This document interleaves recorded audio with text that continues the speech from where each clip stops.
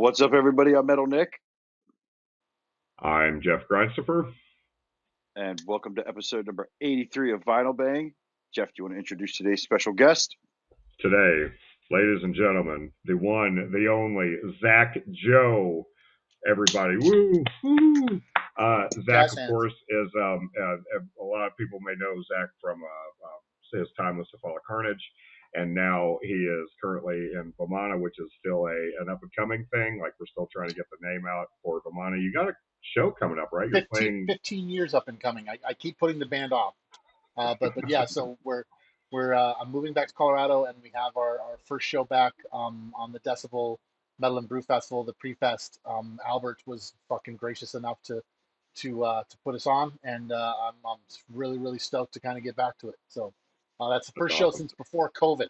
We got back together, and I moved back to Colorado before COVID, and then COVID hit. And so this is 5 years, and so I'm really fucking ready, man. Awesome. Excellent. Awesome. We're ready.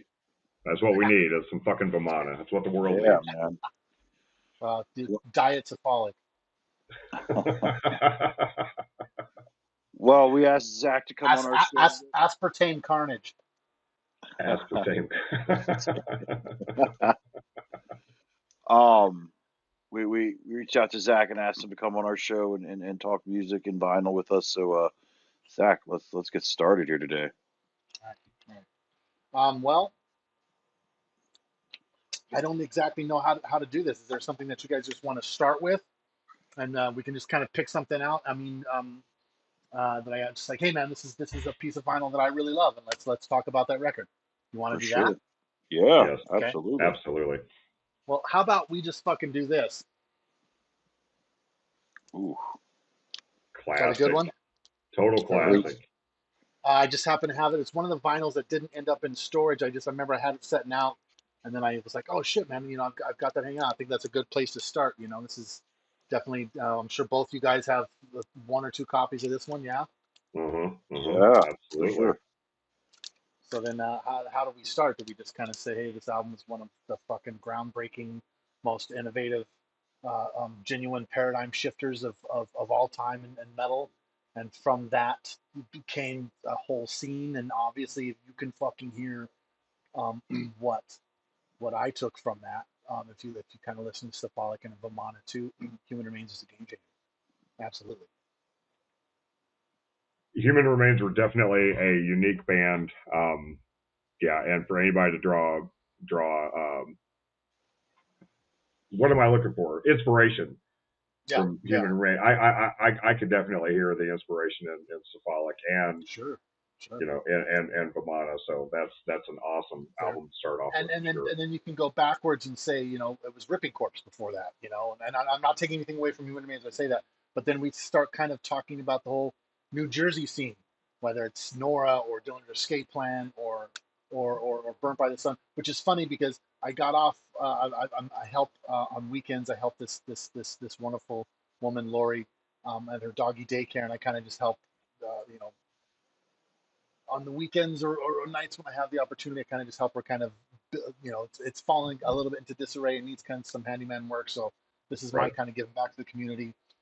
It's why I've had to cancel on you guys twice, because sometimes it's brutal and I get out there way late. So today we're able to make that happen. But what the point of that is, I got back and I was like, I just want to watch something kind of just goofy, just take my mind off, kind of relax too. And I fucking put Happy Gilmore 2 on yesterday for you. I was watching the Phoenician Scheme yesterday, so I have high art. I have high art in my life. And then it made me think of right away. I looked over, so Human Remains made me think of Burnt by the Sun, and Dave Whitty, of course, and that whole thing. And so I think that's kind of a pertinent place to start. You guys tell me. We had Dave on our show, he started with Ripping Corpse, right? Of course he did. Yeah, of course. Yeah. He had the demo and then the vinyl demo. So he was. Yeah. He brought it. He was very, very clear about how influential that band was to him. Yeah. And we spent some time, and I'll do this. I'll jump around. You guys have to rein me in here, because I'll just verbal vomit. I'm not good at this at all. But we actually did a tour with Hate Eternal throughout Europe, and Sean was in Hate Eternal at the time, so we really got to dive deep and play guitar a lot on the bus and kind of swap riffs here and there. So it was really great to hear about all those Ripping Corpse days through Sean. And then it might have made Rutan annoyed. I don't think so. I get along with him really well. We've been friends for a long time. But I was like, what I want to do is I just want to play Ripping Corpse and fucking Morbid Angel riffs on the bus while we drink. Is that cool? you know, Mm-hmm. so that was kind of a cool experience to. And then I've had Eric show me Morbid Angel riffs like 100 times, and he never forgets them at all. If he fucking name any riff anywhere, anytime, he's got it. I've been shown how to play Fall from Grace like a number of times, and I still can't remember how to do it. Wow. That's rad. That's rad for sure. One of the best riffs there. Hell yeah, man. So yeah, so Human Remains. What else we got? Burnt by the Sun. So am I still breaking them out? Yeah, for sure. Keep going. Well, man. while we're gonna do that, I would like to go back and say if Whitty was talking about Ripping Corpse and how that was influential to them in their scene at the time, we had a band from Colorado called Hideous Corpse. You guys may or may not know this band. Hideous Corpse became Skeleton of God. And I'm not sure if you guys are familiar. And I can't find the original Skeleton of God vinyl. It's probably one that's in my thing. Skeleton of God. And this is the second one they put out. They're putting out one now. And maybe you guys, I don't know if you do that later when you sync it up, you can play little snippets of people if they haven't heard it or whatever. Skeleton of God was the Ripping Corpse kind of too. And we had Jack Panzer and Satan's Host and stuff like that too, like in Colorado at the time. Or that were that came before all that. But Skeleton of God was really the band that kind of like paved the way for what Colorado uniqueness and innovation. I say that so loosely because I know Cephalic really wasn't that. We tried to be different and original. Sometimes we failed, sometimes we succeeded. That's all in the eye of the beholder, I guess. But Skeleton of God was a band that really changed those things and started all that for us because we saw that there was a really, really inventive, creative, innovative mind in Jeff Kahn, and so that was the Hideous Corpse vinyl there. There's Mr. Kahn. He was just kind of a spearhead for us and kind of just showed us like, oh, you can really take this in an original crazy direction and have and not follow the norm. And so that's what Skeleton of God was for us, for sure, and for a lot of Colorado people, and most definitely. That's the second record. See there? I think he had the guy. I've dabbled in Skeleton of God. Goldberg has actually shown me some of their stuff. I was just gonna say he sent me like a mini disc a couple years ago. A mini disc of Skeleton of God. So I've dabbled in them. So, but I'm not real well versed in them. But they're again very unique. Sure, listen to the song "Urine Garden" first, and then you'll see it, and then know the time that it was like, it was like 92, 91, and then it was just really crazy. And at that time, there were those bands that were kind of like, and you can tell the difference too. Back then, there was a lot of difference in production, like Obituary and Cynic were the production values, even though it's by the same guy, Scott Burns.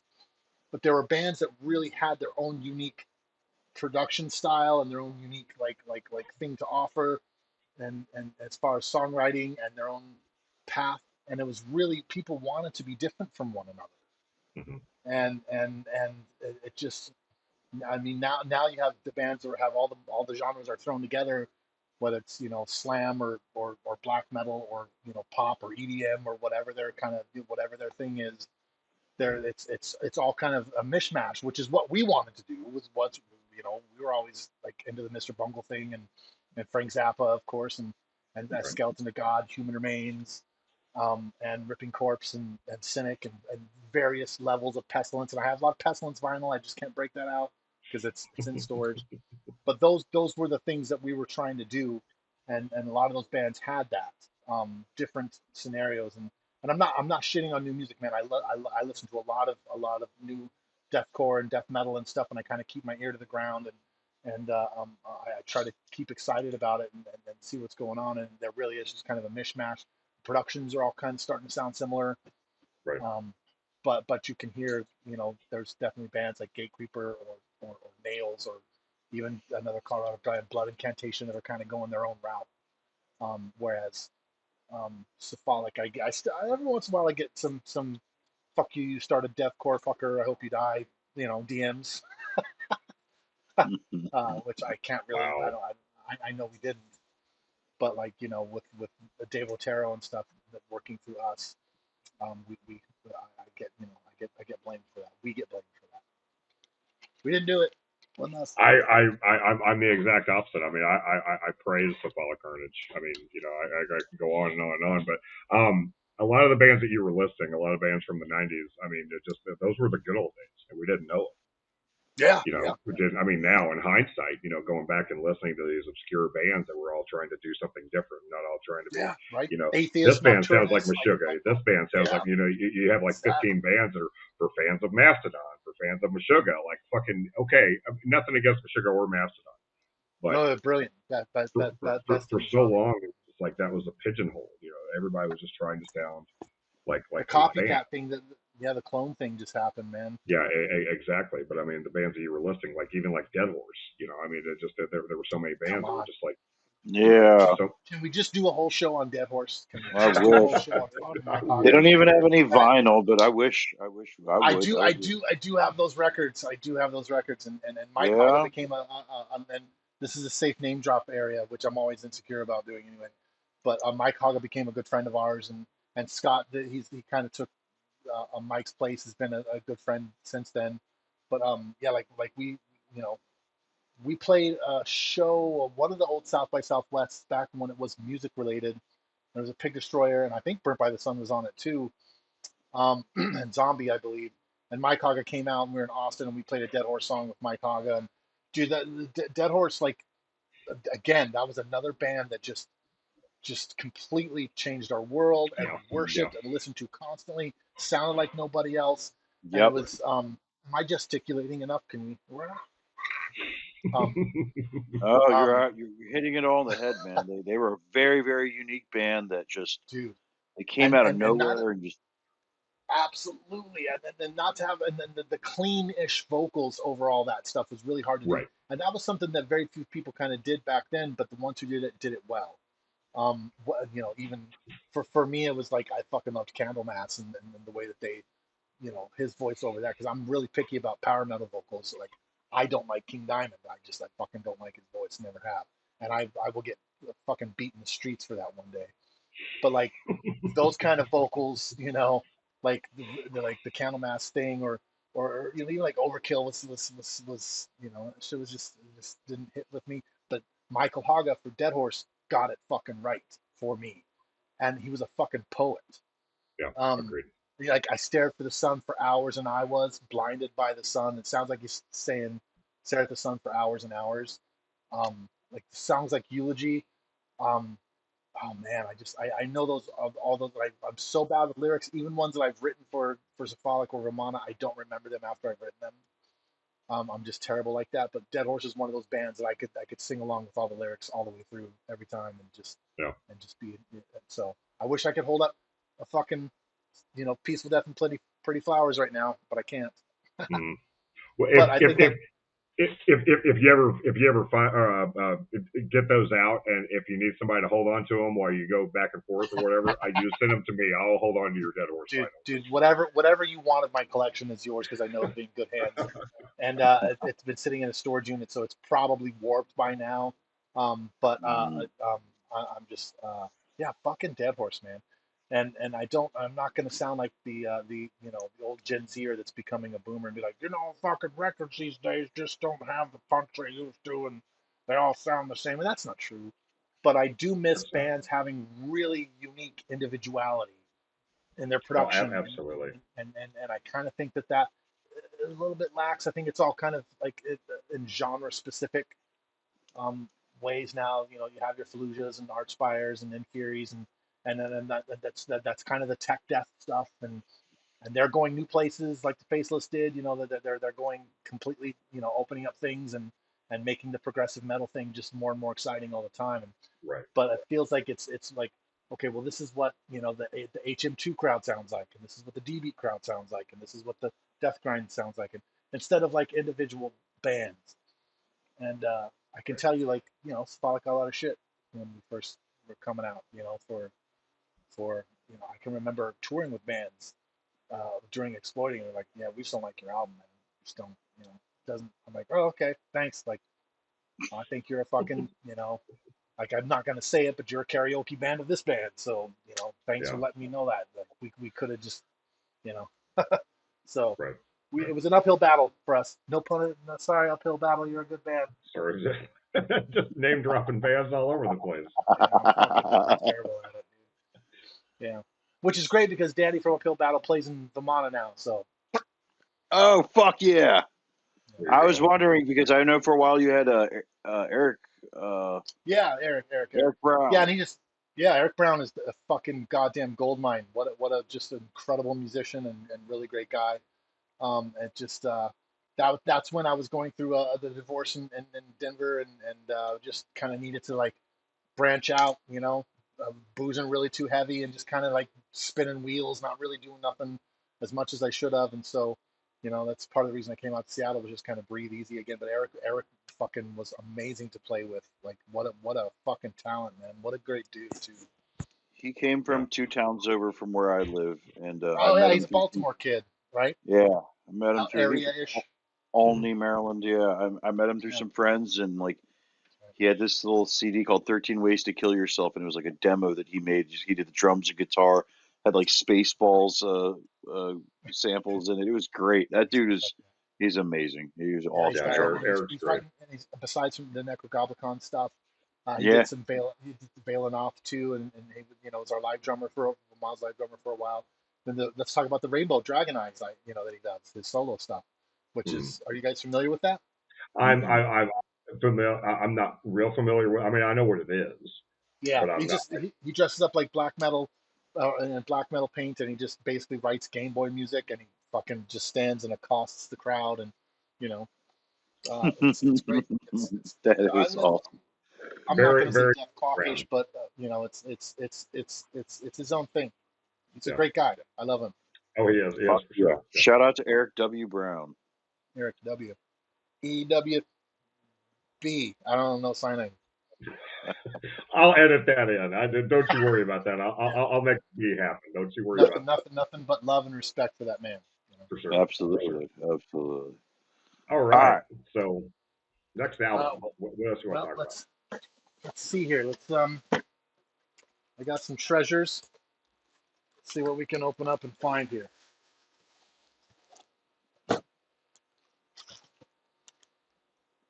Ah, I do have a Nile here. Denial. I gotta say, I was never Nile didn't talk to me like it did other bands, Um, but I see why they did, and I'm totally okay if you thought we sounded like Nile. That means that's an improvement. A lot of people probably wish we sounded more like Nile. Um, so that was kind of there. I don't really know this fucking album, so I can't be a poser. Um, George is however, really good on drums. we can fucking talk about Cave In. Okay.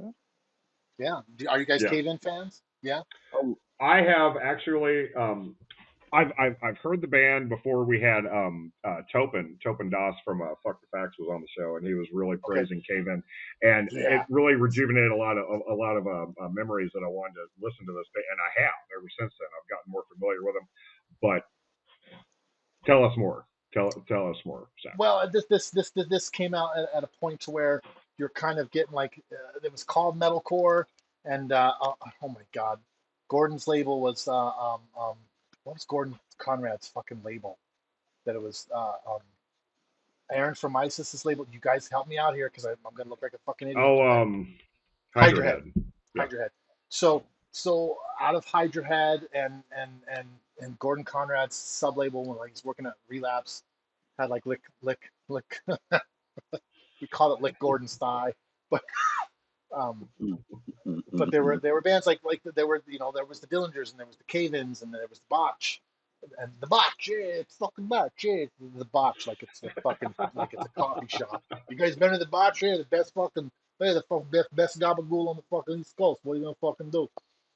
Um, but there was that OG kind of metalcore thing, and it was called metalcore then because it was really the post-hardcore, really mathy kind of these some of them were MIT or Berkeley kids, and some of them were Right. just really smart, nerdy guys that had really progressive ideologies, and it was the start of the straight edge thing, and not the start of the straight edge thing, but that was incorporating that into harder, more extreme kind of angular metal, um, um, and there was the definite disparation between like the death metal scene and the metalcore, and Cave In kind of broke those boundaries as well as Dillinger, as well as Botch, as well as ISIS, um, too, and I just became a band that I was really kind of infatuated with. They were on the same kind of level as Coalesce, but again, none of those bands sounded like each other, really. Right. And Yeah. there was just the spazzing out, playing guitar and like flailing, and I was like, oh my god, I do that. I do some of that, and then it influenced me to do that more, um, which was great. The flailing and just the more, it didn't have to, it had to talk about like personal shit that was maybe going on in their lives at the time. I know Dimitri lives out here, and he and I have talked about some of the Dillinger lyrics and what they meant at the time, which I'm not obligated to talk. I'll let him talk about his own lyrics. But I was kind Mm-hmm. of surprised to find out like how much more personal they were, how much poetic the songs were, or different aspects of society as opposed to just gore and shock. And that was something that really caught me because I was like, that's a little bit, it's kind of a little bit more mature, a little bit more artsy. A lot of death metal kids. I mean, I ran into a lot of them that kind of looked down their nose at us, and I kind of was like, "Oh, fuck those pretentious assholes." They think they're fucking art school fucking badasses or whatever. But most of Right. them were very nice and very kind. Any run-ins that we had with Caitlin were awesome. But this is definitely a fucking album that I got into a lot, and it's really great that Relapse kind of put that back out, which also bleeds into like my love of Mutoid Man, which I'm For not sure. sure. Do you guys listen to Yeah, Mutoid Man now? Which is absolutely. yeah, which is Ben and yep, yep, and fuck, dude, my memory sucks, dude, so bad. What's it's the the singer it's guitar not player of Mutoid Man and Cave In? He's a god. Like I could think of 3 people already that'll send me hate mail for not knowing his name because they practically have his face tattooed on their fucking calf. Like, he's like a Jake Bannon kind of, and he yeah, should be, like, no, he's got a great voice. He's a great guitar player and great writer. I So can't think of his name off the yeah, top of so my so head too. Caven was one of those that kind of came along. It's Caleb or something. No, that's the guy that was the bass player Caleb, that passed away. Caleb's the one. Now Yeah, I'm digging a yeah. fucking hole. I'm not. Real Yeah. quick, so the So people who it's in maybe there who somewhere. might not know, like before we started the episode, I told uh Zach this awful story about when I first heard Lucid Interval of my buddy Cliff, my old friend Cliff had played that for me, and I was listening to it, and I was like, I told him it sounded like Nile, which was just like the worst thing ever. Because it's not the worst. Nile's a great band, but like It's an insult to Cephalic Nile, sounded, not to us. it sounded nothing like. I was just being. I think I Sounds just was nothing like angry and Nile. didn't want to. I didn't want to hear that record. But the positive side of that story is years later I saw Cephalic live, and Zach's performance alone just like blew me away and made me an instant fan. But yeah, It's Nile and Cephalic are 2 totally separate bands. But yeah, that this is the fact but that on you the Yeah, same pointed yeah, that record out. yeah. label, and we're integrated a little bit, and so yeah. I mean, I don't fucking mind. Like, it's a compliment, really. Carl's probably gonna fucking send you a cease and desist for that, but um, We can have him on the show, or it's going to go one of two ways. He's either going to hate us, or he's going to be like our top fan, one of the two. But I'm I glad you just brought that up because as soon as you brought out that Nile album, we all started laughing. I'm like, dude, we got to explain this. We can't just laugh at Nile on our fucking yeah, show, dude, I'm not shitting on Nile, man. How can you shit on We're Nile? You can't canceled. shit on Nile. Can't shit on Nile, dude. George is You such a can't do good it. drummer. Yeah, yeah. Yeah, come on, man. And then, like, we had played some shows with Morbid Angel and Nile back in the day, and when the original drummer was there, the fuck, I don't remember his name, and There was the a guy chief, Tony for a while. yeah, Tony Loreno for a minute. Was it Tony Yep. Loreno? I Yeah, saw yeah, them when I first saw Cradle of Filth. He was playing drums for Nile. yeah. So we just kind of knew him from back then, and And I remember playing a show. We drove from Denver to Portland, Oregon, because they Mike Thrasher, the promoter out in Oregon at the time, said somehow we just, hey man, come open for Morbid Angel and Nile, and just you guys are kind of doing your thing. Like if you want the slot, we think it's good for you. And because we had just been kind of fucking hitting it hard, drove all the way out there. Kind of thought we were a well-oiled machine, and I remember played shorter than our set as we need to do, and then start to peel our shit off the stage. And I remember Carl coming right at the stage, just screaming at us, like, "Dude, like, it's like 20 minutes ahead of schedule right now. What the fuck are you mad at?" And I'm like, "Look, dude, no, stop looking at my guitar like that. My guitar was the color of a Twinkie at the time, so I thought he was hungry."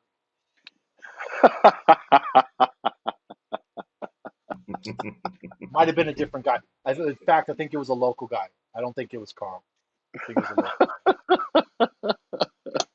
local guy. I'm like, "Hey, this is not fucking, stop it. There's no fucking white filling in here, but I've got some white filling if you want to fucking go." I'm kidding.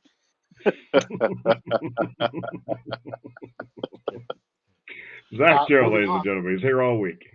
Hey. Tip your door guy. Is that what they do? They tip door guys? You should tip door guys. Yeah. Anyway, how about let's move on to something like, while we're kind of going in the New Jersey thing, let's talk about a very seminal situation that's happened recently that's made me extremely happy. Yes, dude, that album is fucking rad. Fucking phenomenal, right? Now you Yes, guys are it like, is. "Oh, what a company, man. He's only like holding up Relapse Records." It's because Relapse gave me a shitload of records when I told him I was going to do the show. Because I was like, "Man, I don't have my records with me and stuff, man. I need to get some stuff." So, but in that, like, the new Vimmana is called the Relapse EP. It's it's about relapsing. It's about a lot about recovery and relapsing on drugs and alcohol and stuff like that, and people that I know. And I'm someone that had an issue with that stuff, especially alcohol, for a long time. So it's kind of a story that I'm telling, and then also too kind of a love letter back to those days of relapse. Like, I think that's kind of like, I just, not that I'm like hankering for those days or those living in the past, but I was like, people kept telling me when I sent them the Vermont stuff, like, "Dude, this sounds like a combination of that era of relapse stuff." And I'm Right. like, "Well, I wrote it fucking 15 years ago, so it probably does." So yeah, I'm being a company man right now. Fuck it. Fuck it. No, So no, Dead no, Guy. no, no. We encourage that, and actually, Relapse Records, please watch our show and send us records. Yeah. So I mean, we'll talk about your fucking records all the time. this, and I'm thankful just to have been a part of I that. am So running out of records. Relapse. If you want to send me free records, Yeah, I have a whole bunch of clears right here. Look at all these clear Relapse records I have. Relapse records. yes. Well, I mean, let's talk about Relapse, and you guys break out your favorite Relapse records, man. Let's we fucking did do it. Let's our just, second episode in. We did our relapse Our very episodes. second and episode we ever did was all and Relapse, but we love fuck it. Relapse records. Then I'm going nuclear blast. And screw you guys. But let's talk about. Are you guys supposed to be breaking out your vinyl too? Am I just like doing this wrong? No. This is your episode, buddy. Oh, This is your but show, brother. oh, don't say that. You're gonna fucking regret it. Like, look at what they're doing and shit, dude. Come on. Oh wow, Nice, Isn't that nice cool? looking. Isn't that pretty? Isn't that so fucking pretty? it Makes a lot is. of, That's a great pressing. yeah, right. So, and talk about a band that like definitely had a huge impact on me and my writing, and so much of the lyrical stance too, and try to get like the I don't know, the singer didn't do like spoken word, but he had like he was talking to you, he was yelling at you, like, he's having a conversation, or you were watching somebody kind of fucking have a mental breakdown. I loved fucking Dead Guy so much so that even in the Vimmana newest EP, the last song is called "The Lights in Their Eyes," and it's kind of moves in three sections. I know I sound like a fucking pompous ass saying I write like that, but I did in this case, because it's a story about something happened. It happened in three different movements per se. Um, but the first part is really, really, the music and the riffs are so inspired by Dead Guy that it may or may not have been a direct ripoff. And I did it before. So I remember seeing Keith Hutchins one time in the Baltimore Maryland Death Fest back when, because I flew out there, and I saw Nick. Yeah, I don't know where I saw you there. I think, I don't know, Jeff, if I saw yeah. you or not, but I saw Nick for sure. And I Gordon had Gordon and Betsy introduced me to Keith, and I was like, "Fuck, man, you guys are getting back together." Like, I fucking stole basically riff for riff a whole section of it, and now I fucking don't know what to do with it because I love it so much. I can't give it back, so now people can call me out and say that I stole some Dead Guy riffs note for note, and I'm okay with it. He's okay with it. He may not be. But yeah, so fucking Dead Guy. How about a Yeah, band that goes away for 25 years, comes back, and it's just not just a parody or a cover of itself, or just milking the teat of the old dead calf. Is that a thing? I don't think that's a thing. But they it just is now. they fucking, it is now like Gafantics. Oh, this is fucking great. Um, yeah, dude, So Dead Guy. They came back and they're definitely very very true to form. Dead Guy, dude, very just very true to form. unbelievable, right? And Steve Evans, the production on that, it's just fucking just like it punches you like fucking right away. And I've had some friends aside from Witty and the Dillinger guys, Havoc, really good friends of mine. In fact, Nick is in Vimmana and Cephalic and incestuous Colorado stuff that goes on there. Band live, we don't fucking careful with the term incest these days. Um, Real quick, his name is Steven Brodsky. Stephen Brodsky, yes. That's why, and you know why I fucking get that mixed up because I always want to say the Gore guy. So apologies to Stephen Brodsky. I am a very big fan. I respect the shit out of your music. That's not a fake cough. That's probably COVID. Um, like I fucking love Cave In and I love Mutoid Man like so much. And Mutoid Man is a very, very fun live band. oh man, I haven't seen him live, but so and also too, like I follow him enough to watch his like, he fucking coffee shops it basically, YouTubing and just plays acoustic guitar stuff, and I'm probably wrong about that, but I've seen him just him and his guitar, just singing and playing, and the dude's a triple threat talent, man, beyond metal and hardcore for sure. So Hmm. Steven Brodsky, Cave In. Sorry, I had to throw that in there real quick. No, thank you, because it makes it better. So, Dead Guy, boys, yeah, fucking Fuck yeah. one of the albums of the year, I think for sure. What else do we have here? Yeah, what else did Relapse send us? Wake. How do you say that? Wake. Wake. I've always pronounced it Ruwake. I That's used to, Ruwake. me too. I You used don't to want as you don't well, want to and say then rake. shout out to David Hall. He corrected me. It's Wake. They just put the R in there because there's like 1,000 bands that are called Wake, Perfect. and to get away with it, just throw an R So in there. and this the music on this record is phenomenal too. So this is the newest one, and I think it's great. Not only that, just look how fucking beautiful this thing is, I love that art. The cover art's really great. dude. It's fantastic, right?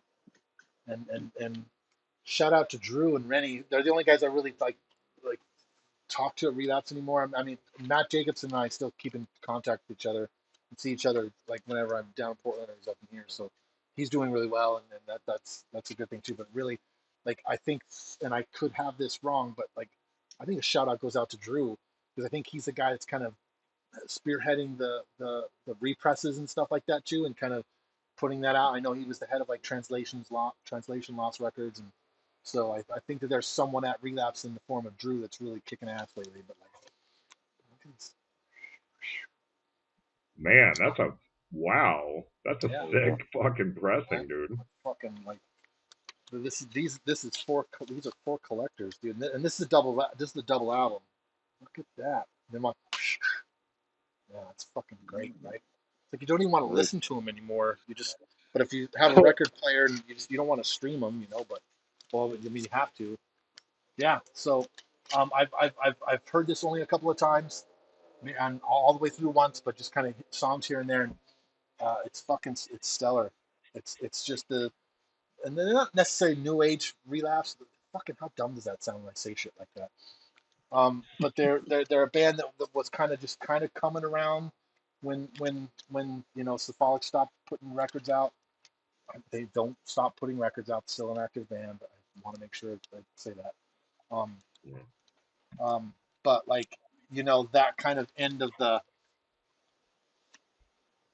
that generation of Relapse, which was the Mastodon, Nile, Dillinger, Soylent, cephalic mortician kind of thing, you know. But Right. I don't know. Right. Wake. It's wake, people. Wake. Wake. Yeah. Wake. R silent. Unfortunately, like the last time, like I have the Rest album from Wake. I haven't even heard the new one, and shame on me. I really have wanted to listen to that album. I just haven't taken the initiative to. Shout out to John Judkins, dude, because he was a buddy of Shout mine out. back in the day. Yeah, haven't seen that. I haven't seen them live in a long fucking time. But yeah, I need to check out that album. Maybe I would if Relapse would send me a fucking box of records. Well, you have to do a lot of Anybody special shit. Relapse? I'm not proud of what I have to do for this. It also means I got to show that I'm a company man. I got to go on a fucking YouTube show, some fucking records, and fucking, you know, just be a complete sellout and just say I only listen to Relapse stuff. So you got to do that. If we can go ahead and wrap this up, that'd be great, Zach. If we could do it. Fucking company man. Hey, they also like sent out like they sent me some Wolves in the Throne Room, Nice. which is great. Which I've seen that band live a couple times. I think they're great. Yeah, we got some fucking like turquoise. Is that like a glow in the dark? It looks like it could glow in the dark. Well, if they're from Portland, it's glow in the park.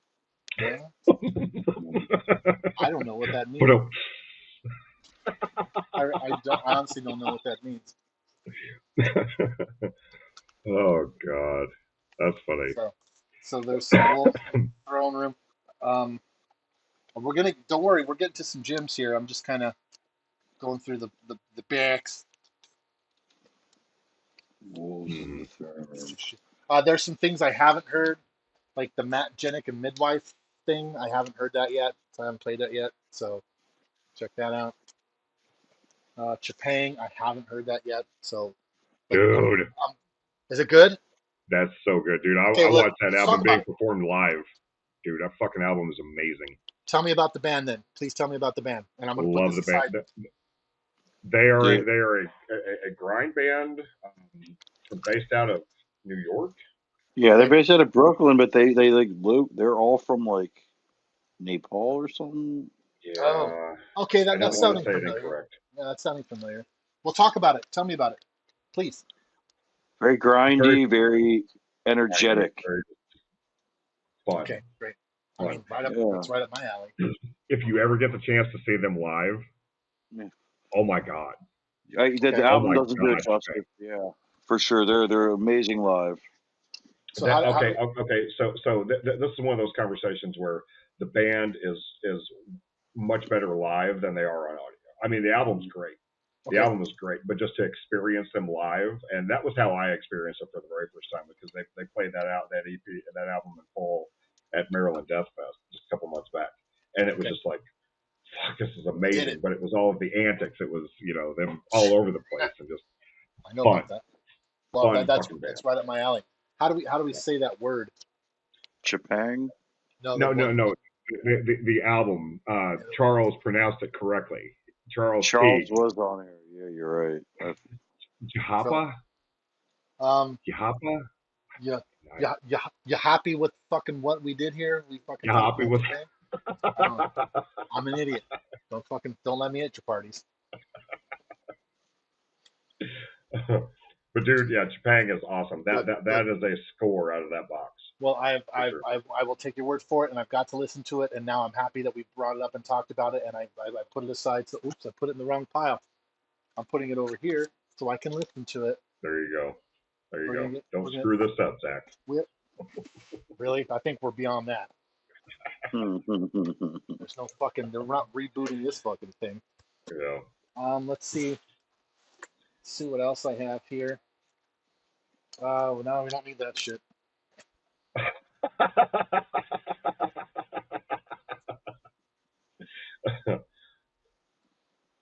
Ooh.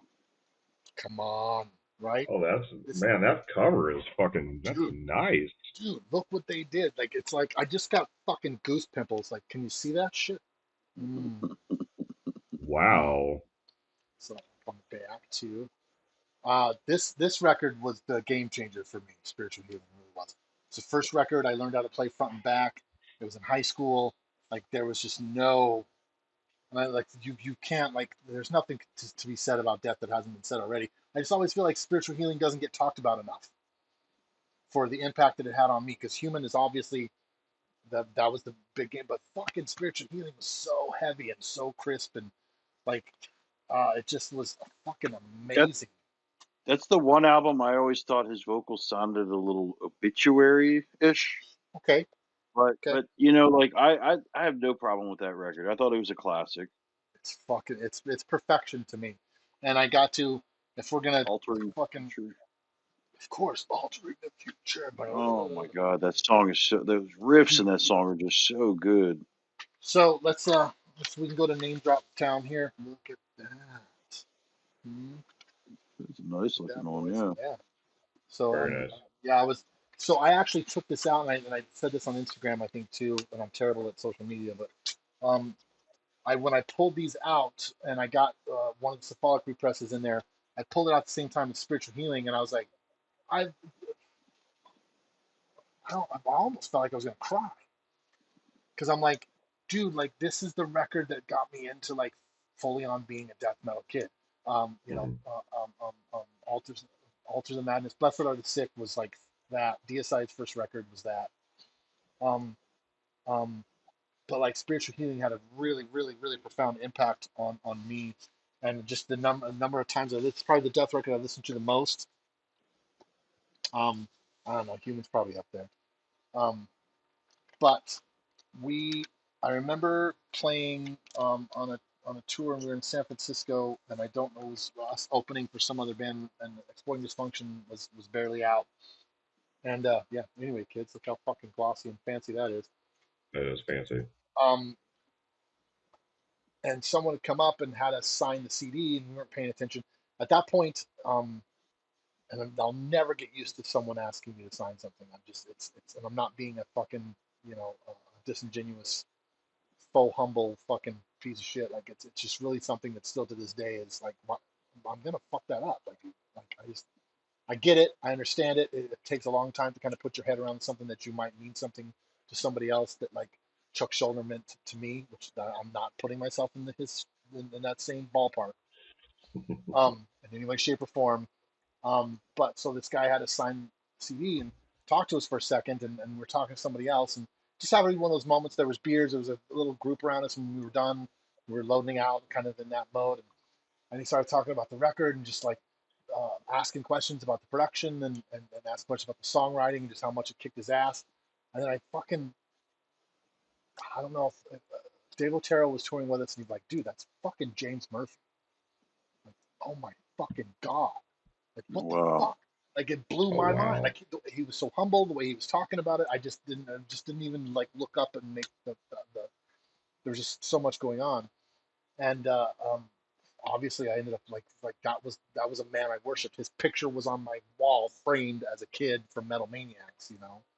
Um, so this was someone that like just so many of us just absolutely worshipped. He was the guy that set the bar for guitar playing and making leads that were not just like nothing wrong with Slayer leads, man. They fucking fit. They serve their purpose. Okay, Right. they're the easy target.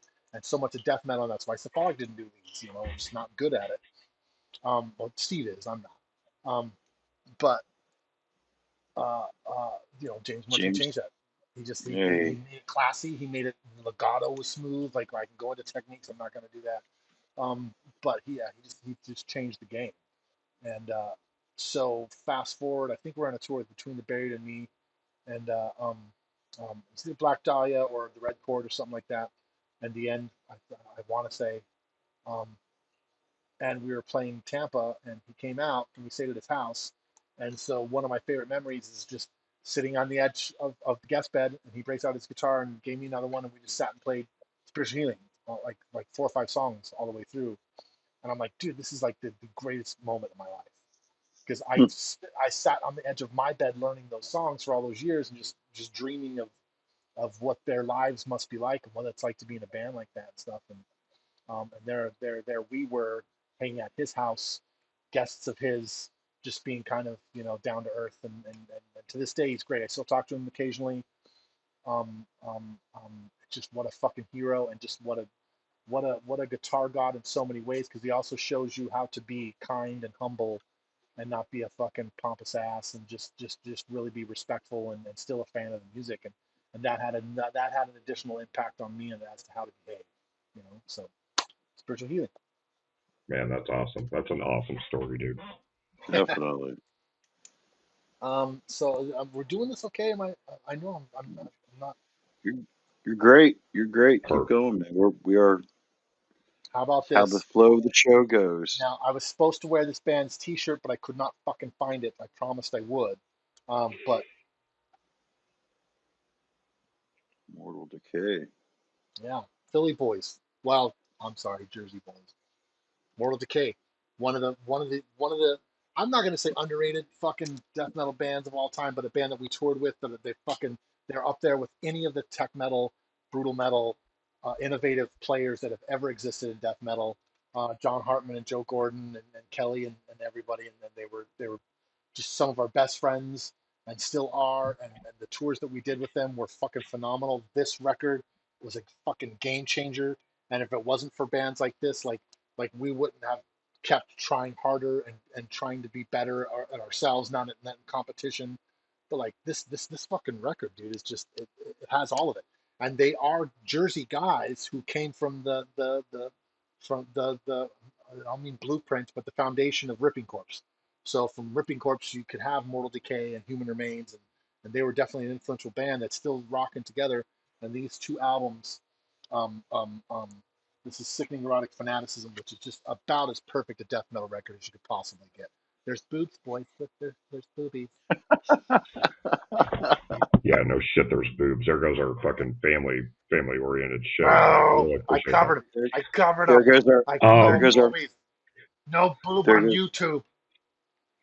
there goes our Five Guys sponsor. yeah, there goes our Five Guys Oh, sponsor. I Thanks, knew it. Zach. I had to show mine. Now, okay. So one of my favorite parts of this show, one of my favorite parts of having this podcast is learning about bands that I've never heard before. I'm not familiar with Mortal Decay. I've never heard of this band, and Fucking dive in. based on the nudity that you just profoundly showed to everybody, I Yeah. am very intrigued by this album, and I've just put it on my Spotify. I'm Yep. excited to listen to Yep. this album. Dude, So it is like everything. They were the harbingers of what modern death metal has become. They were up there with Suffocation and all those bands too, and they were fucking wow, innovators, and they were the fucking amazing time changes. The drummer's phenomenal. The guitar playing, Hartman and fucking Gordon just fucking rip it. I cannot say enough about the band. This is their other band for other band, other album, Forensic, which was just a fucking game changer too. Joe Gordon sent me these because he knew I was going to do the show, and we were talking about this, and I was supposed to wear the shirt. Joe, I fucking don't know what I did with the shirt. It's in laundry somewhere. I'm an asshole. The young ones, and I'm not a young one, so that's the other one. Nor am I British. Nor do I fucking eat garbanzo beans all the fucking time. Like you guys remember the young ones, right? In the show. I like hummus actually. I eat garbanzo beans all the time. Hmm. I'll prove it to you. But you don't want to smell the farts afterwards. No, oh my god, So yeah, Mortal Decay, Mortal Decay. Forensic, Mortal Decay, Forensic, and Sickening Erotic Fanaticism. Holy shit! I fucking said those words. Yeah, check that out. That is important New Jersey metal history that still exists, and they still kill it. And they're just I cannot say enough about those guys. So Fuck Awesome. yeah. I'm ashamed that I've never heard of them. I mean, yeah, I'm sure I have heard of them. I'm you sure should be I'm ashamed. sure I've heard of them. I've just never, In fact, gotten you into should the band. probably So go to confessional and get a couple Hail Marys and fucking try again. I will. I am sorry. No, I no, am. Jeff. Like you guys have turned me on to a lot of stuff over the years. So all kidding aside, like I'm really glad that I could do that, and you guys can tell me about Chapang. Japan. Yes. Chapang. Yeah, yeah. I'm not. I'm gonna insult. Jihapa. I showed you Japan. Yeah, I'm not even gonna try to say that word, so I'll embarrass myself like to no end. Um. All right. So now there are a couple albums that I'm gonna pop out here too because they're important to important to Relapse, but important to me particularly because we came up at the same time and kind of did so much touring with them, and are still really good friends with them, and they're extremely important. And this album in particular was well, hold on, where's the yeah, we'll do this one because that one was the first to kind of change it. Now I know, I know. There's everything. There's nothing more you can possibly say about how brilliant the band is, and how brilliant the record is, and just everything that comes with this. And they've become one of the biggest forces in heavy metal fucking history and lore forever, as they should have been.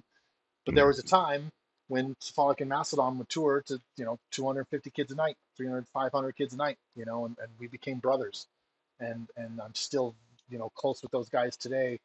And that's not a name drop. That's just family. And this record remission was extremely important. And just I mean, look how the and fucking Relapse re-putting this out and shit again. People are like, really? You're gonna fucking grindcore dude's gonna go promote Mastodon on a fucking YouTube show? Yeah, yeah, I am, because I love them, and they're good buddies. Um, oh man, look what they're doing with this stuff. Man, Absolutely phenomenal. I would do. I still jam Remission to this day. dude, I it's fucking it's love. a fucking perfect record, dude. Yes, it is. Train wreck. Oh man, I mean, Mother from the Puncher, start, Mother Puncher, dude. A Mother fucking Puncher god is like top 5 metal songs of all time. Mother Puncher. ever. Let's Yeah, talk oh, that about riff is so that. fucking great.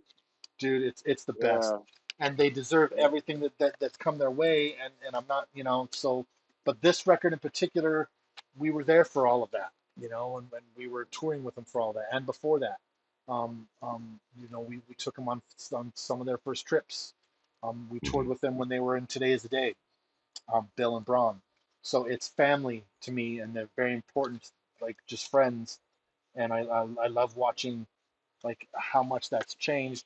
And I love the fact that fucking they're so good at what they do and so progressive, and that there were not Mastodon. There are Mastodon clone-ish bands, and then there's a few that come to mind that I don't want to. That's just my opinion. They're just little baby Mastodons, but the, they couldn't spawn a whole sea of clones like Pantera and Korn did.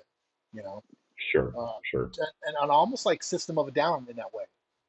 System of a Down couldn't spawn 1,000 clones because you just couldn't fucking replicate what they were doing. Right. Um, and I think Mastodon is one of those bands where, yeah, you can kind of add the ingredients into your band, but you're really not gonna get anywhere near what they're doing. And that's great. That can't be said for a Lamb of God, and I'm not those dudes are buddies too for a long time. I'm not shitting on that, or Machine Heads or stuff like that. You can replicate the formula of other kinds of bands much easier than you could a Mastodon or Human Remains or Suffocation. Well, no, there were a lot of Suffocation films. But so this is just Agreed. important because we spent a lot of time on the road. We toured the shit out of this record with them, and so it means a lot to me. It's a personal triumph for me just to have been in the room. yeah, yeah, my triumphs are being around people's other successes. So this is a big record, um, and I'm really glad that Relapse kind of sent it in the mail, and shout out to my buddies there, and that of course came the big one after that, right? Hmm. This is the record that broke it. This is the record with Ghana, Ghana, Nat, Nana, Nat, Banana, Nana, Nat, Nana, Nana, Nana, Nat, Nana, Nat, Nana. The most fucking infectious goddamn riff. Like, and Right. and and Braun wrote it. Braun wrote it. Woke up from his sleep and wrote it. Um, so that's just like game changers too. And this was at the point to where they we did like one more tour with them, and it was just like, holy shit, man, this is Metallica big, good. No one's gonna get Metallica big, but just if you could feel it's textured like card. I don't know what the fuck material is. I'm stupid. That But is fancy fucking artwork. I don't think dude, I've ever seen that pressing. it's the newest one. Can you see how it's kind of gold stamped, Yeah. and then it's got Yeah. cardstock kind of texture on it. It's really really thick, and it's really really fucking Wow. nice. And it's, I mean, come on, you got your Work. Just everything is just beautiful yeah. on that. oh my god, dude, like this is a treasure trove. And then look, you can like fucking vinyl itself. It's just incredible, Hmm. man. And the band doesn't need our promotion. The band's gonna fucking get our promotion because they're fucking amazing and they're great guys. True. And this was just something that I was so kind of like for a band like Cephalic to kind of to be so tight in with a band like that just doesn't make a whole lot of sense. And I can remember we played Fort Worth, Texas one night, and this sticks in my memory. And it was actually, and I'm not saying this to be a fucking to be a cheese dick, but it was right when kind of Mass on just before they put out Remission, and they were before us on a number of those shows, which we knew wasn't gonna that was gonna change real quick. But they played what the fuck is the song? Oh god, I can't remember it now. They're gonna kill me. Well, they're not gonna give a fuck. But um um ba da da do da da ba da da do da da ba da da do da da Old do da da Nessie. Old Nessie. Um and so they played that, and we hadn't like they played us the record, partying with it because when we went on tour with them, we just became one band. It was just separated only by stage time, and that there was a couple other bands that did that with Darkest Hour and Black Dahlia Murder. We were that tight with where we just kind of became one band. Deeds of Flesh for a while, just only separated by the stage time, and other than that, we're like fucking inseparable. And so we'd heard the record, and at that time, Brent had started to throw kind of an improvisational lead over it. I don't know how improv it was really by the end, but I remember sitting there with Troy's girl at the time, Jezzy. She was working merch, and I just happened to walk by, and I had a beer in my hand, and I heard it, and it fucking floored me. It like stopped me in my tracks, and got goosebumps. And I looked over at her, and I'm like, oh my god, it was one of the most profound, beautiful, moving metal things. I'm witnessing something here. I'm witnessing the birth of greatness. Um, and fortunately, that lead, that part that he played, never ended up on a record. But I wish it did. It doesn't negate how great the song is on the record anyway. But that part, I just looked over her and I was like, "Fuck, this is Metallica good. Like this is whole next level." I'm like, 3 years from now, I'm going to be begging them to get me into the guest list of shows, which still happens. Yes, it does. Mhm. Yeah. So there that is. And since we're on the topic of old buddies and touring mates, There you go. right, right, and Hell yeah. Dimitri doesn't live far from me now, and we see each other time to time, not as much as we used to, but like he's still a buddy and hang out at shows, and it's still someone that's kind of still an important friend in my life. Um, yeah, Calculating Infinity Repress, huh? This was also a record that we toured with them on their first like they'd done the Bungle tour and done some kind of cycles, but their first like secondary market. Look how I'm bragging. Hey, I did their first secondary market tour. What were you doing? But we instantly became really really great friends. I knew right away they probably just kind of thought we were just like dopey Midwestern death metal stuff, in which they were probably right. But it was instant. We just got along right away, mostly because they were respectful and nice guys, but a bond was formed to the point to where even their sound guy like was intimidated to me. Like, it's kind of sorry, I ate dinner before I got on him. I did. I wasn't puking on the record. I wasn't puking on the record, guys. I wasn't puking on the record. It was a burp. Um, but their sound guy, Michael Kaitis, who when we first met them, we're like, man, this is next level stuff, and you know, kind of slightly intimidated at first. Well, now he's like, he through Sherwood of Skinless, they were in a band together, and Sherwood and I became really good friends, and Steven and I kind of convinced Sherwood to move out to Colorado, which is where he still lives, and absolutely kills it. And at one point, he's like, "Well, I'm in a band with Mike, the sound guy from Dillinger, and Sigvidal." And we're like, "Oh yeah, we know Mike. It's cool." And Mike's become one of the most important friendships of my entire life. And so I have Dillinger Escape Plan to thank for delivering me probably my best friend in the world. and someone that's just been an undying like accomplice in many, many, many, many illicit times. Hi, Titus. We're not in jail, buddy. Remember that shit that we did? I don't. Yeah, but look at this. Look at it. I mean, it's got the like little textured. Embodiment. There you Yeah. go. Like The repressing of it looked great. Yeah. I have a so. couple of them, but I don't have this newest one, but Yeah, it's great. It's great. And then the wink, wink, phenomenal. Oh, wow. dude, and Oh, like if you go on my nice.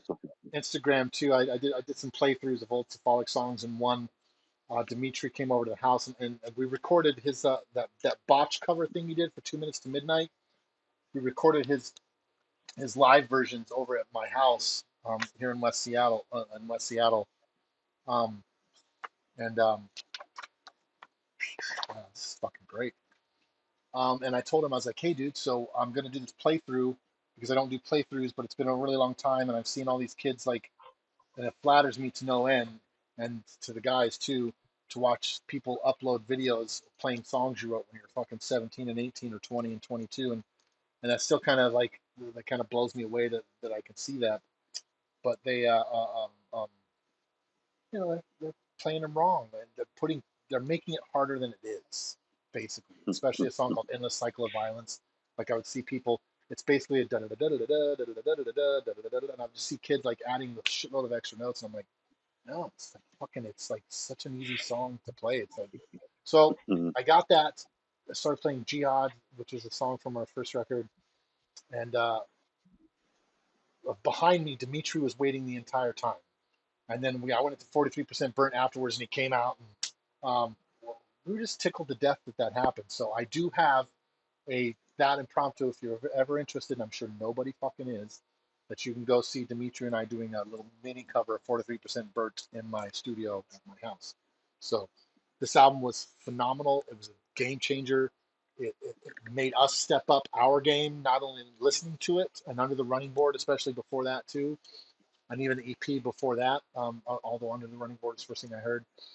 Um, and then going out and touring with them, like, and through them, kind of how we ended up knowing, Trey and the Mr. Bungle guys, which Goldberg works for Mr. Bungle, or worked for Mr. Bungle for a long time, and John from Cephalic was did the Secret Chiefs 3 projects and the Stratosphere, and Trey's been like a really, really great friend, which is another thing that blows my fucking mind. If I had my vinyl here, I would show you all 17 versions of all the Mr. Bungle records I have. But I don't have them here. But so Dillinger was very, very instrumental in that, and then touring with them and watching the mechanisms of who they are in their live show, 100% got Cephalic to like step it up. So I have a lot to owe those guys for sure. And that brings back to, then they dropped off the Miss Machine, Oh, yeah. which, I mean, holy shit, right? Like, Yes. and Dimitri's one of my favorite people in the world. He's a very good friend, and I love him to death. And this was just a different animal.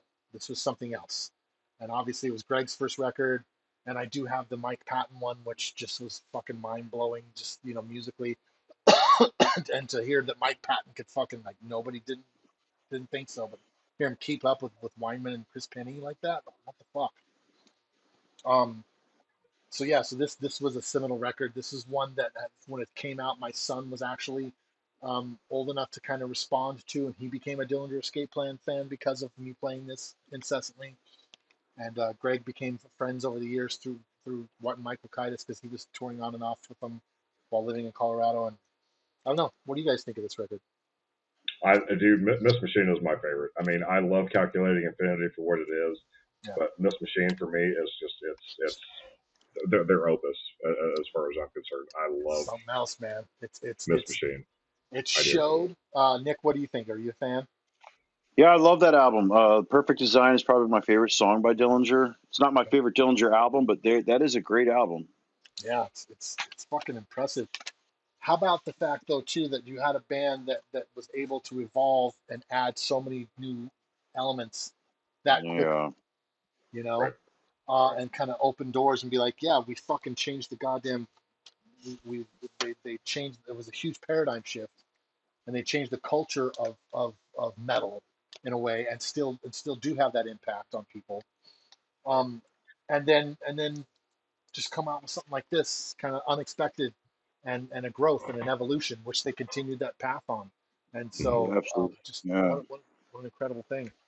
My thing, my connection, it's funny because I'm talking to the guitarist for the band at the time. But the album that got me into Dillinger Escape Plan was Irony is a Dead State. I don't know if you can tell, but I've got the kid tattooed on my Yeah. wrist. Oh my God. Um, That, um, that's I, what I thought I, about. I, Irony is a Dead State just because of Patton's involvement with the Dillinger Escape Plan. Sure. I've never heard Sure. the Dillinger Escape Plan before, but I heard Mike Patton was doing this. He did this EP with this band called Dillinger Escape Plan. It's like I have to hear this, and that was around the time that I got that album, and then like a year or two later, I saw you all, who I'd never heard of Cephalic Carnage. I initially went to the show in Columbia, Missouri at the Blue Note to see Hatebreed Okay. Yep. because I was just a big Hatebreed fan. And like Cephalic Carnage is opening cool, and after I saw 3 songs, I'm just like, oh my god, I fucking love Cephalic Carnage. I became a Cephalic Carnage fan, and we You were hung the out guy. after the show. You Yeah, were the yeah, guy. yeah. I was the guy, but we hung out after the show in the Yeah. basement, and Yeah. I remember that. Leonard gave me a lighter. He said, Corey Taylor used this lighter. And I was like, I don't care who used it. Fucking, you're the singer for Cephalic Carnage. That's so cool. But anyway. Yeah. My involvement with Dillinger Escape Plan, my enthusiasm for them was because of Mike Patton. But the Dillinger Escape Plan introduced me. It was around the same time that I discovered Cephalic Carnage Sure. and That's great. learned Wow. of this genre of music. Yeah. And it all just kind of full circle around the same time. And it was just like, it introduced me to grind, and I was Oh just wow. very thankful for Dillinger Escape Plan and like the early 2000 relapse bands, like you've gone, Absolutely. the thing earlier. But yeah, Dillinger and Cephalic, I always associate the two together, and I just like I said, it's funny because I'm talking to you while telling the story, so it's Well, I mean that's fucking that's high kudos. I mean that's great company to be in, of course. And I know that they're two different, very different levels and cogs in the machine, and a lot of people. I can tell you that when we did those dates from West Coast to East Coast with Dillinger, there was a band called Drowning Man that was on the tour who were great. Um, but because Relapse had put the bands together, and there was some buzz with us, and obviously a huge amount of hype, rightfully so for Dillinger at the time. I do remember we get to the venue, and it was Drowning Man and Dillinger's tour. We knew that we were, but um, like the promoters would be like, well, Sphalic's playing right before Dillinger. Drowning Man would be like, that's not how it's, and they were upset a lot, and I get it. Like, we didn't do that. We didn't advance the show saying to do that. And there was a member of the band who was kind of chip on his shoulder the whole rest of the tour toward us. Like, we didn't do that, and that's when we kind of discovered that for a lot of that metalcore scene, that they looked down upon. We were Heshers to them, not Dillinger in any way, shape, or form, but to a certain amount. I'm not talking about all the dudes in Drowning Man. I'm not, but I've got to be honest. We did encounter that to where, and even fans too of those bands were like, "Who the fuck are these Hesher death metal dudes?" And fortunately for us, there were a lot more people like you, Jeff, that kind of appreciated both bands, and that worked really well for us. That opened up us to a whole new group of people and a whole new world and a whole new, like, a lot of people that would never have really kind of given us a second chance if they just saw the logo on the album cover. They saw us kind of hanging, holding our own on stage and getting along with Dillinger, and right. that became a big push for us. So um, and dude, we had to step up our game, man. Like every time, and the Hatebreed thing is a good example. Um, when you're going out there with fucking Terror and Madball and Hatebreed, like, what Hmm. the fuck? Like, these are the titans of hardcore. Like, you better get your fucking shit together. And we learned so much from them. Whereas, even Leonard and I would go to hardcore shows and loved ska, loved Op Ivy and Negative Approach, and loved Minor Threat and Fugazi and Agnostic Front. Like, we were into that shit, and we loved going to hardcore shows. And so there was always an element of hardcore to Cephalic. in that. Um, but Right. so that's a really long-winded way of me saying thank you, Jeff. Oh, dude, no, thank you for fucking showing me the greatest thing. I mean, 'cause like I said, I was going into it expecting the hardcore stuff, and then whenever I saw Cephalic Carnage, I was just like, I'm in love.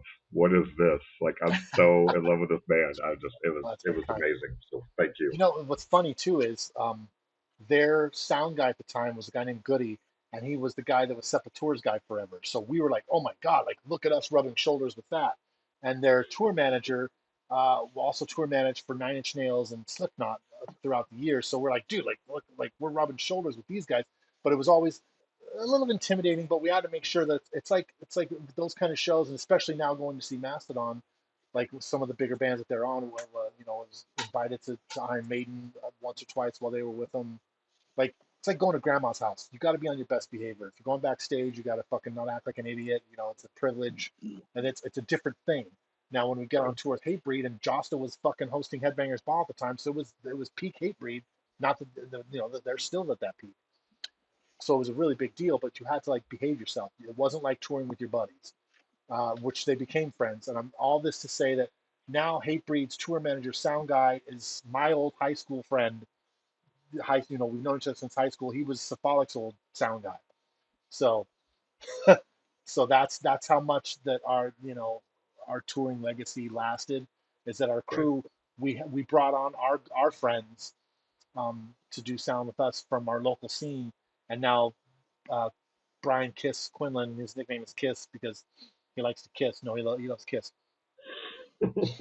I call him Smooch or hey, have you guys seen our tour manager? I didn't get my pretty from. No, he's great. I love him, but it's still surreal to me to think that our crew, our family, our people are working for Hatebreed now and Anthrax now, and he worked for Anthrax for a while. And like Matt Kogel, one of our hometown guys, ended up, fucking TMing for ICP and doing sound for ICP, and then now he works for Slayer. He's like Slayer's monitor guy.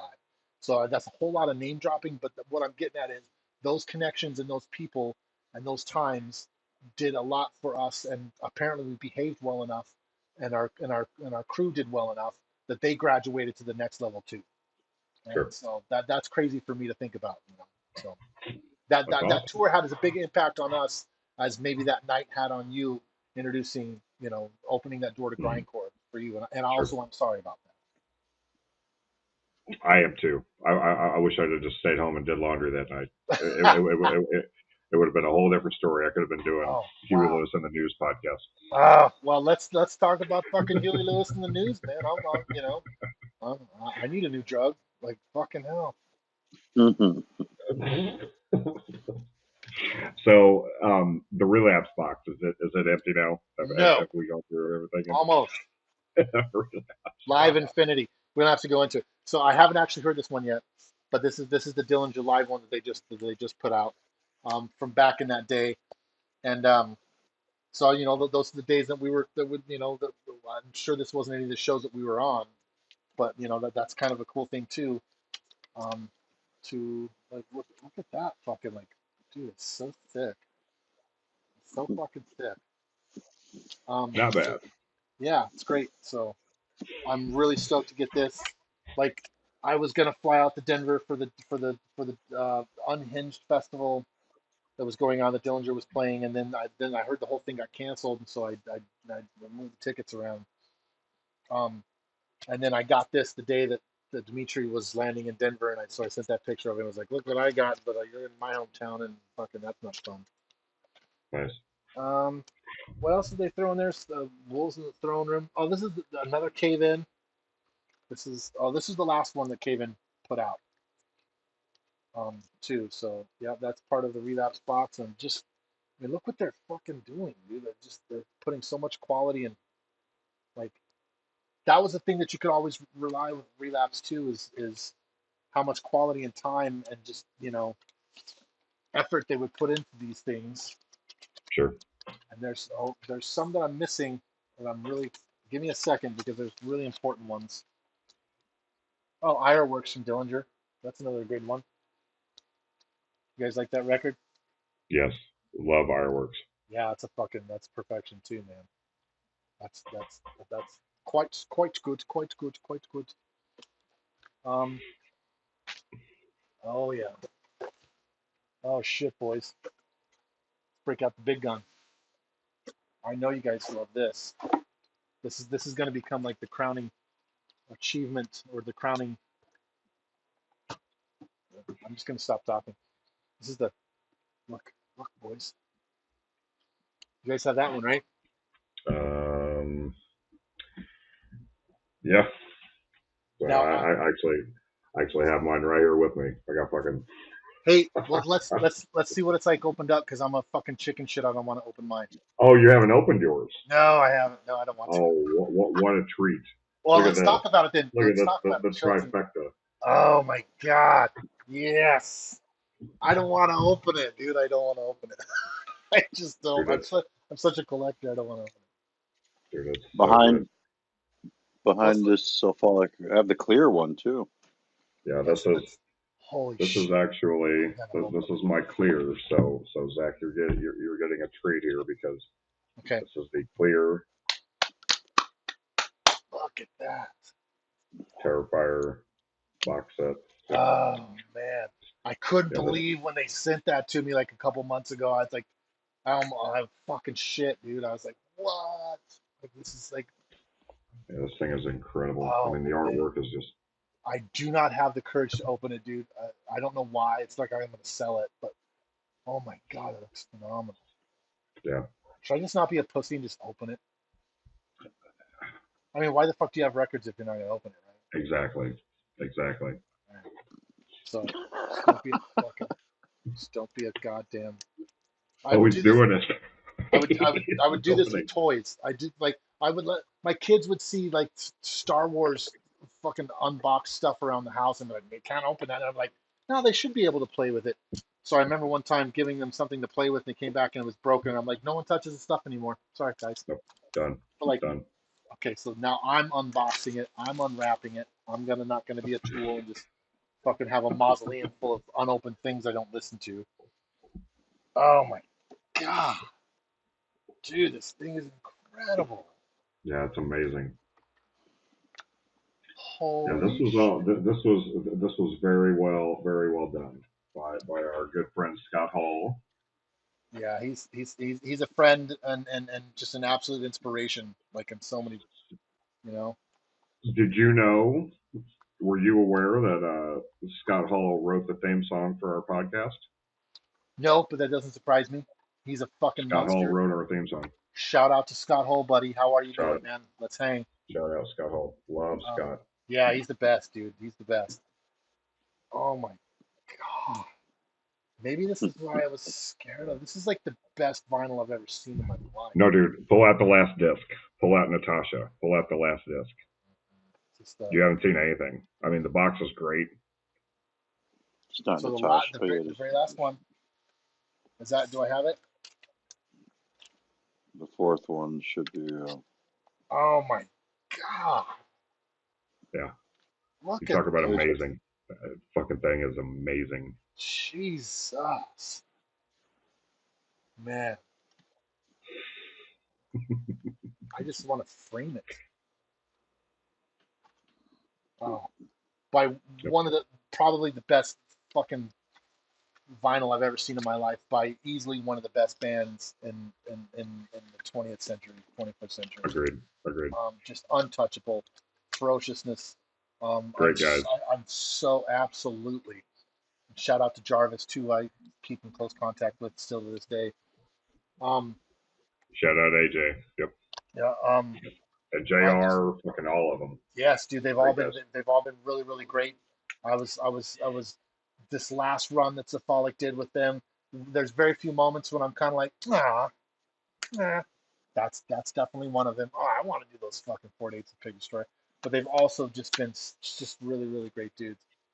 Oh, so I bet it kind of gets like collectively dirtier. Does that make sense? Like there's probably you know. Oh my god, dude, unreal. Thank you, boys, for making me open this. Well, thank you for bringing it up because I love looking at that. I love fucking seeing Fucking that entire collection is just the amazing. magnum opus of my collection. And my God, So this great. is, you know what this is, boys? This is the boobies episode. Yeah. Now we owe Five Guys money. But God damn it, dude! I hate this. I hate this. That we're losing. And Dude, this is Honda's going to be incredible. the next one to go. We're going to lose the Honda sponsorship. Oh, it's really you guys gonna lose the Honda sponsorship? That's too bad. No, I hope not. Because if that's the case, I'm censoring all tits, even the one that you busted out, you raising your shirt up, trying to push the envelope. All right, so I know I'm probably taking up too much time. It's probably getting boring already, but there was a couple others I wanted to like kind of get out and just kind of definitely one for sure that I wanted to talk about. Nope. Hey, You're no fun. look at leprosy there. Oh Look at that. damn, Yeah, they all right. got that treatment, huh? I know. Very nice. Yeah, and then like individual thought patterns too had that fucking fancy shit. And yes, I Nice. bought all the I bought the I got the I actually begged Jacobson to let me have one of the bobbleheads that was kind of sitting around the Relapse office once. Um, so yes, I buy the masks. I fucking buy all the death merch. However, Hmm. let's this is what I really wanted to get into too. It's for kind of for we can call this the last one if you guys want. That's something that's really important to me. Soylent Green, nice, dude.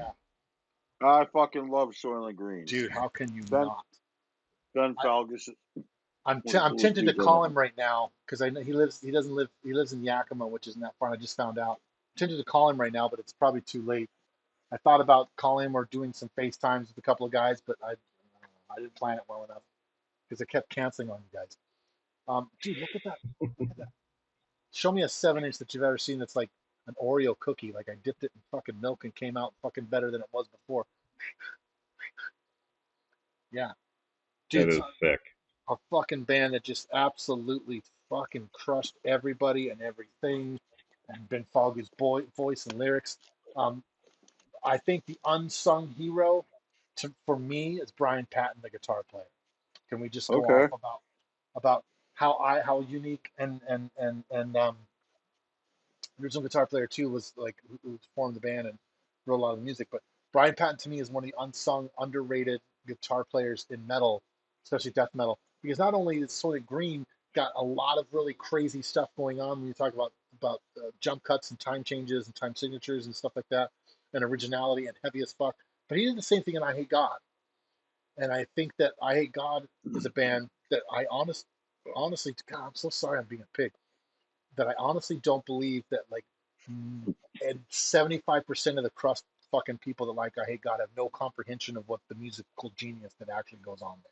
And that's me. And now I'm gonna get fucking hate mail. They're gonna tie up all their fucking mangy dogs to my front porch and leave me with fucking spiked bracelets and fucking Trader Joe's coupons and shit in my fucking front porch. But like I just think Brian Patton is the unsung hero of Soylent Green and the unsung hero of I Hate God. So shout out to Brian Patton. Ben Fogg is one of my favorite people in the world.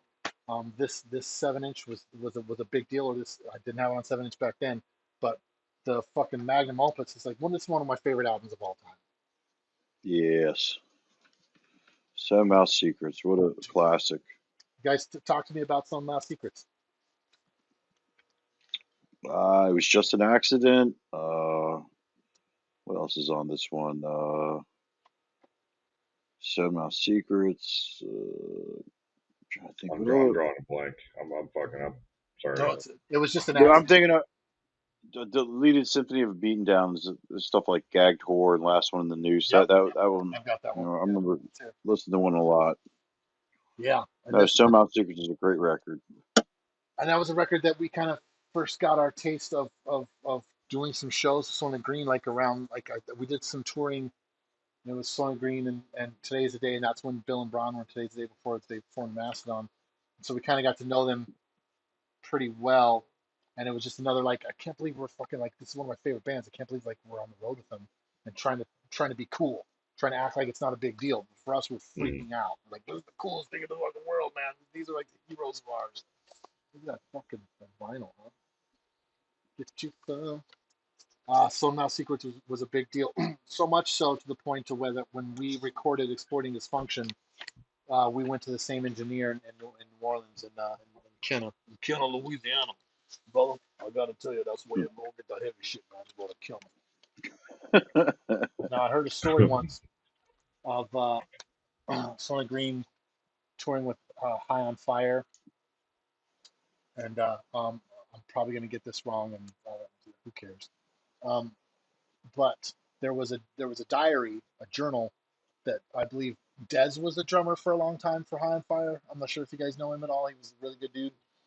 Um, but I guess he wrote the journal. I could be wrong on the person, and he left it backstage. And so somebody from one of the other bands, could have been someone from Soin or something, started writing in the journal like a bunch of like shit that wasn't real and like homoerotic kind of fantasies and stuff.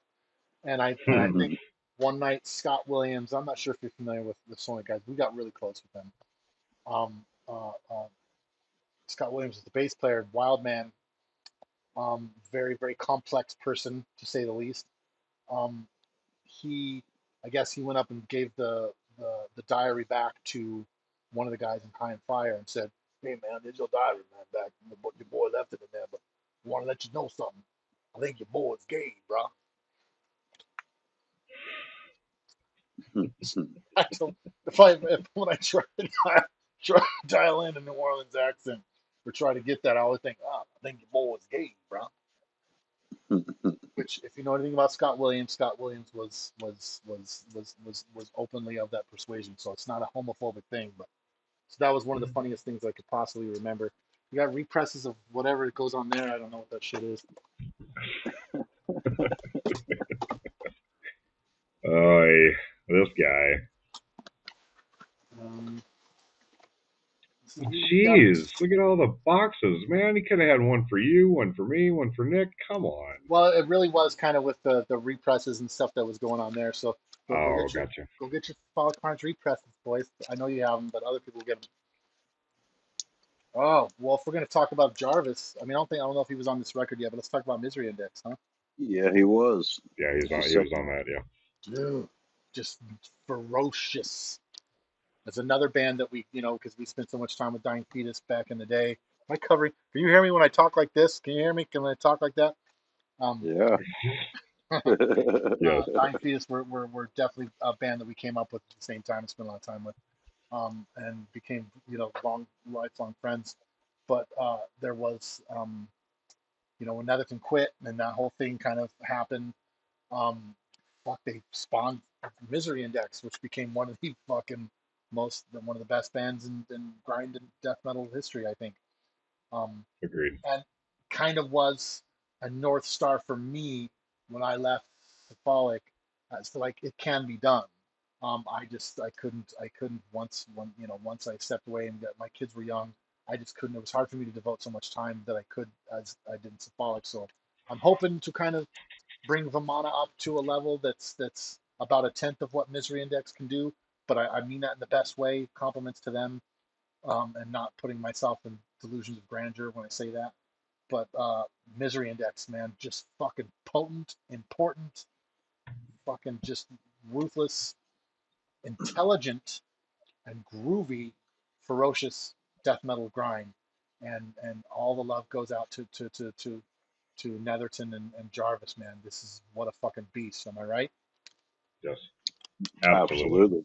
100%. Love those guys. These are represses too. It's kind of a dark green and really emerald kind of swishy, swooshy. Looks kind of like granite or marble. Mm. We're nearing the end, boys. You're like, dude, come the fuck on already, bud.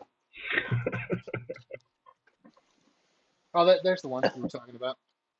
Yeah, that one. Yeah. Yeah. Last one in the Noose is a really fun song. I don't know it by name, but I know the record, and I It's fucking like love it. it's definitely one of the ones that starts off with like the slower, like bluesy beginning, and then it goes straight into the grindy stuff. Like, Yeah. you know, that's what made that band so special to me is like they didn't stick to just one sound. Like I No, remember playing them for somebody years ago, and he was just like, he was like, I don't get it. What is this grindcore? Is it blues? Like this band just is all over the place. And I was like, I know it's great, but but as it should be. I mean, like fucking like yeah, cool. Stay in your lane. Like if you want to be that, if you want to go no, all slam or you want to go all fucking porno grind, like whatever you're into. If you would just want to do straight country music, like do it. But I like well in New Orleans they'd say I like a little lanya on my plate. I like a little parsley. I like a little cilantro, a little spice, you know. And Soylent Mm. Green has that in spades, and it's and definitely a huge inspiration, you know. Yeah, for there's the sure, for this is sure. the next. That's my favorite Index album. It's gnarly, man. Fucking It's love gnarly. theirs. That's gnarly. I think it's the last one that I'm like really familiar with, like front and back. One of my best friends that I grew up to, Zach Jefferson in Denver, is like I think he's gonna get a Misery Index back piece one day. Like he just this is his favorite band, and so we you know Yeah. Well, we fucking get off on it. So lots of love to these guys. It's fucking great. Um, the relapse repressing it is fucking phenomenal. Look at them shits. Fucking absolutely, yeah. I'm sure you guys have this. definitely. Mine will be here tomorrow, actually. Yeah, I had to absolutely. order. That's the only one I couldn't find in the wild, so I had to order that one. But yeah, Had that one for a little bit, and then yeah, well look, look at the fucking Scream Bloody That's it. Gore. I mean the Leprosy was the first record I really heard by Death. The kind of I didn't like it at first. Like I didn't understand it. It was really trebly, and I was such a Metallica Slayer fanatic that when I heard Leprosy, that was the first kind of like death metal thing I ever heard, and I went back to there, and then but I couldn't stop listening to it. I was so my childhood best friend Max Wallace, his older brother Eric Wallace had the records, and I was like, I don't get it, I don't get it, but I became obsessed. So there's Scream Bloody right. Gore. I know this record too. Discordia is one in between those two, right? No, Discordia was before Traders. That was the first one with AJ with Okay, Jarvis. all right. There you go. There you go. I knew you guys would know. And fucking Adam and Netherton, please don't fucking chop my head off. I'm sorry. Actually, Jason his dad lived in Denver, and so every Christmas he'd come out and we'd just hang out, and that's how he got to sing on the last Cephalic record that I was on, the record called Xeno Sapien. Um, and so Netherton kind of became a Colorado buddy once a year, you know. So we got to know him even more through that. So I love Mm. Adam and Netherton very much. I love Misery Index very much. This is very important. How about this record, boys? Human, yeah. One. That's the one. Like I remember getting the cassette and then going and sitting my buddy's Trans Am. Yep, fucking was a Trans Am. And listening to the intro and just being like, it's just one of those transformative moments. You're like, your life is not going to be the same after this. And Right. if you hear songs like Lucid Interval by Cephalic, you can really kind of hear like Death Human influence a lot on that record and a lot throughout Cephalic as well. You know, it's an endless well of inspiration. I didn't like arranging songs for me was was really important, which a lot of people don't think we spent any time doing that, but we spent a lot of time doing that. And um, I never wanted two songs to be arranged the same. I wanted everything to kind of at least for ones that I had bigger influences on. And if I ever Lucid Interval, the song itself is an example of, hey man, why don't we kind of start bringing callbacks back? Why don't we kind of arrange like proper, not proper songs, but like the way something more like Death Human. And every time we fucking flirted with Death Human, it became one of our more successful songs. So thanks, Chuck. I'm Hell gonna yeah. I'm gonna get hated for this. I never liked this album. Mm. Just The only problem I had with his albums is vocals were like so different from every other album. they were That was my only issue. fucking annoying. I just Yeah. the drumming was just jumbled. I don't say it out loud, and people are gonna, whatever. No one gives a shit about what my opinion is anyway. Uh, yeah, it is a classic record. It's one that exists, and it's not my favorite. There Um, you go. all right, we are finally at the end, boys. Are you guys asleep yet? No, we're here. We're here. We're hanging on. Ready for you to talk about them Cephalic Carnage reissues. We may or may not get there. Well, remember these? They would do this. Yeah, I've got like 3 Yeah. or 4 of those at this point. I keep getting stuff for Relapse, and yeah, Yeah. it's a good compilation. But Okay, so we can talk about the cephalic stuff in just a second, but I have to. I promised that I would. Drew sent me some translation lost record stuff, and I just want to throw some shout outs to that. If I can find where the fuck I put it. Hold on. Dude, that's like 90 records we talked about. Like, this is going to be your worst show. Hmm. Holy shit, like, what did I do with it? Oh, so you guys know, like, translations lost? mm-hmm. Fucking look what I just found. The Mortal Decay shirt that they sent me. Nice. It was sitting in the records. Dummy. Um, so this is one of my favorite, like, not only like layouts that Translation Lost did, um, but the band itself, Keith, is fucking phenomenal. So, we'll wrap this up, boys. I know you're tired. You're regretting having me on already. I can tell. I can smell it. Not at all. This is fun. Um, so look at this fucking look at this record, dude. It's fucking that's Pink. Actually, I know you can't tell. Now, who is this? This is Teeth. Are you familiar with Teeth? Teeth. Teeth. Yes. I've heard of them. I don't think I've ever heard them. Yeah, they're great. It's one of the better records that Translation Lost put out, especially this one in specific. I want to say they're from Spain. It might be Brazil. I'm not sure. Hold on. I don't know. It's just one of those that's like it's multi-genre. It's well, and as far as metal goes, but they're going to be a band that you're probably going to have the members on soon. And Hopefully. yeah, it's pretty incredible. Now there's one in here that I particularly wanted to get into, and then we'll if you guys really want to talk about this Cephalic stuff, we'll talk about it briefly. How do you like Just briefly. how do you like that I ate up all the time like not talking about it? I love that you keep like showing them like, yeah, there's this. Yeah.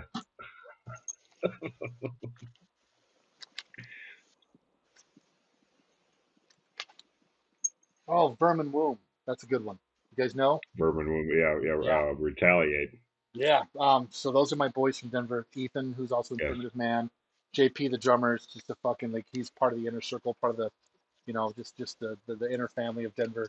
Ethan, um, we lost our niece to cancer several years ago, and she was someone that my ex-wife and I raised alongside our kids, and Ethan was the teacher's assistant. So Ethan's kind of a really important person to my family in that aspect, and so it just kind of speaks leagues of how much of a good dude he is. As dark as Nightmare Scape as you possibly fucking get, Vermin Womb, and this Yes. final is fucking incredible. So, Yes, it is. um, oh boys, dude, where the hell? Oh, sorry, almost. There's one in particular I'm looking for that I really liked, but I was surprised that it's still out and about here. And Drew, we're gonna come back and do these records soon, buddy. Like translation loss. I want to make it plural all the time. It's not. Are you guys familiar with now Zephilia? Is that how you say it? I've never heard of that band. Oh man, if you're down with the the the the the cephalics, and if you're down with the soylents, and if you're down with the um, imperial triumphant kind of stuff, like crazy multi-genre techie stuff, like this is right up your alley. Hold on. XYTH. Okay. Highly recommended. I'd actually forgotten about the record because I've been so busy with shit. Like, it came out a couple years ago, I believe, or a year or so ago, and I completely fucking forgot how brilliant it was. But yeah, I mean, even the layout itself. Uh, don't don't don't sleep on it. Don't sleep on it, kids. That Like, artwork is awesome. yeah, it's fucking incredible. It's fucking And, sick. and because Drew is behind all of that stuff, like what he's doing with um he's doing all the fucking, like, it's getting the relapse treatment. You know, look at Mm, that. I mean, that's for your collection. Yeah, so that is badass. that's fucking great. And I was really, really, really, really, really, stoked that when I opened that up, I saw that. I was like, holy shit, that's a band I used to tell people about all the time, and I just kind of got my own fucking shit and forgot about it. They Very did nice. they did the All Out War. Oryx, I haven't heard yet. Labyrinth of Stars, I haven't heard that one yet. But we're all gonna go Mm. check these out, right, kids? There's the Teeth of the Finite one. And there's Wake with just a W. Is that the same band? No. So, well, good thing they put an R in front of it, because there's another one. Yeah, don't want to confuse them.